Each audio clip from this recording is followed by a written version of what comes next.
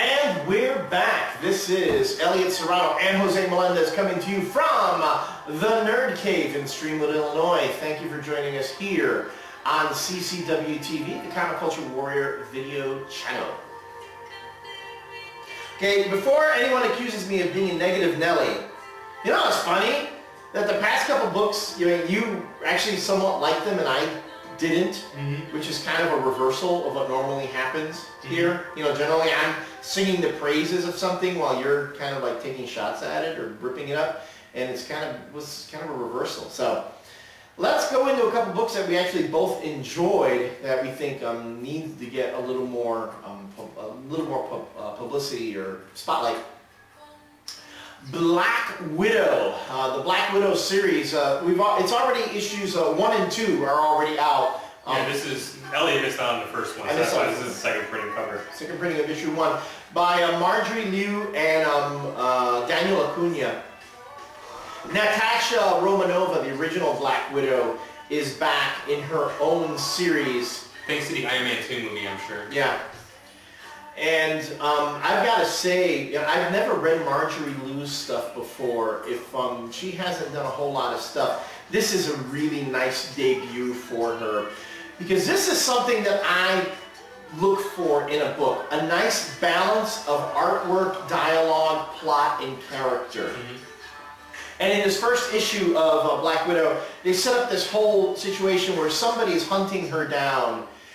Someone from her past, someone from the whole Black Ops. I mean, it's always going to be the case. Well, spies have things, right?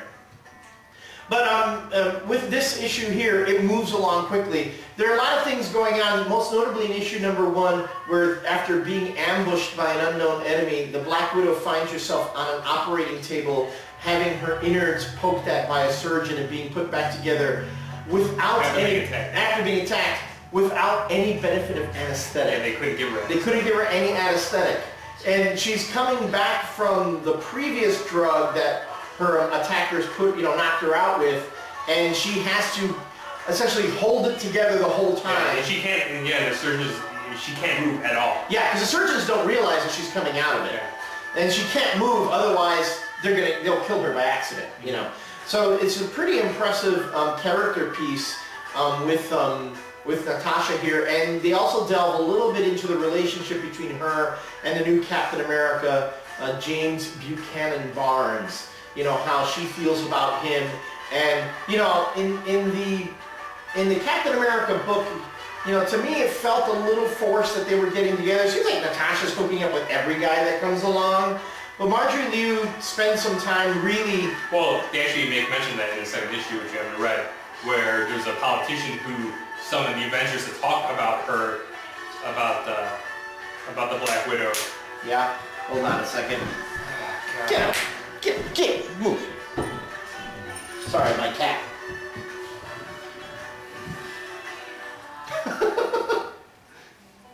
And he summons like Bucky, Iron Man, and Hawkeye, and he's talking about how she's a spy, maybe working against them, and he makes mention of, well, hasn't she been with all 3 of you guys? Yeah, that's true. What she does. That is true. Yeah, that's true. That's true. She has. Yeah, if you think about it.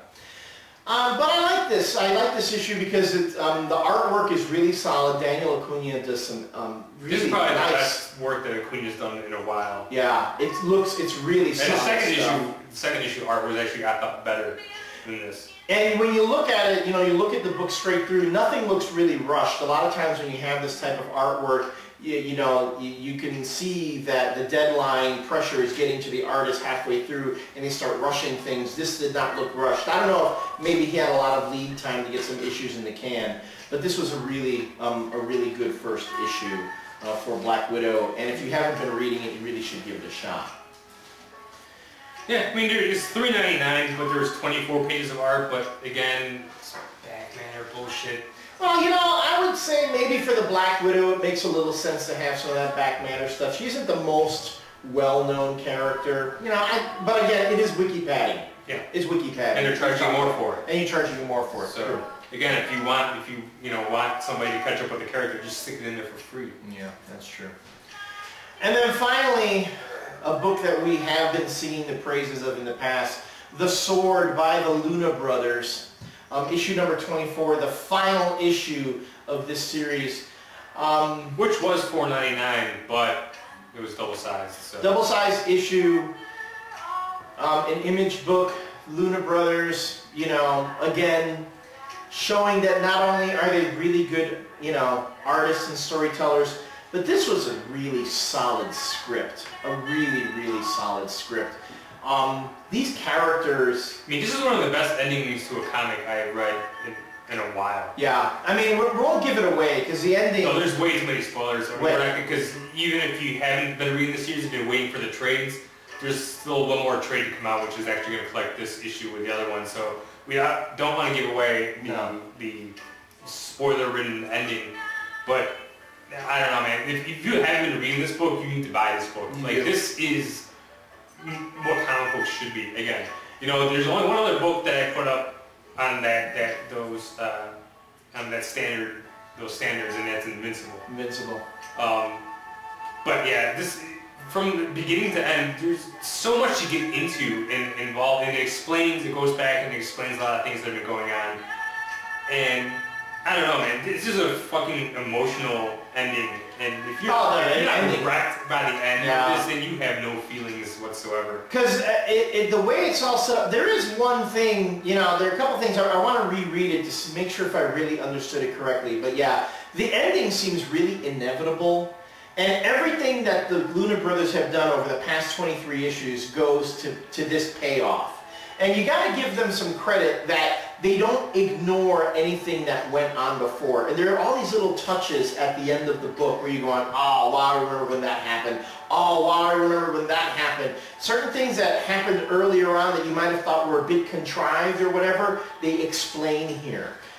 And there are some depressing bits in this issue. Way depressing bits. And there are uses of tragedy in here, and there is another writer who we've been getting all over for misusing tragedy.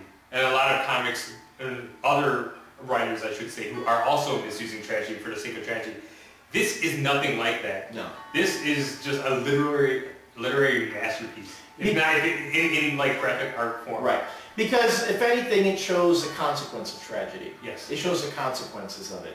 And when you look at it, when you get to the end, you're like, you know, this is probably the only way it could end. Mm-hmm. So, again, incredible book. You just can't say enough. This last issue basically wraps everything up and gives you an ending. Yeah, and that's the thing that I liked about all the Luna Brothers comics that they've done. It's kind of like, I think I mentioned before, it's kind of like manga. Right. Where it's there's always a finite series for the most part. There's a beginning, middle, ending, and then that's it, and then we move on to the next thing. Right. And, you know, with the same thing with Girls, which was their last series, now with this, it's like you get that closure that you want. Right. And it is depressing to see the book leave because, you know, this book's been coming out for 2.5, 3 years now. Right. And now there's going to be a void there where this book, you know, used to be for me when I used to get it whenever it would come out. Right. But now I'm just excited to see what they're going to do next. Because everything that they've done has been great so far. I sure hope this isn't their Pulp Fiction, though, where, you know, they hit that peak and they find that perfect story. And Girls was the same for me. Girls was, after I read that, I'm like, how are they going to top? Even with Ultra, when Ultra came out, I'm like, how are they going to top this? It was just a nice story. And then Girls, I think Ultra was only like a 7 or 8 issue miniseries, but then when Girls came out, that was, it was 4 volumes long. I think it was like another 24 or so issues. So you were really invested for a long time. And I'm like, man, they really went from the 7 issue small story to something that's like 20 plus issues, and you see them grow, and now and after reading Girls, I'm like, how are they going to do this again? Are they going to be able to do it? And they did, and they topped Girls again, like their last book. So I don't know. I mean, the Sword for me, if I had to pick the Luna Brothers' best story, it's easily this. I mean, it could be just because this is fresh in my mind, but I would love this ending. It's very good.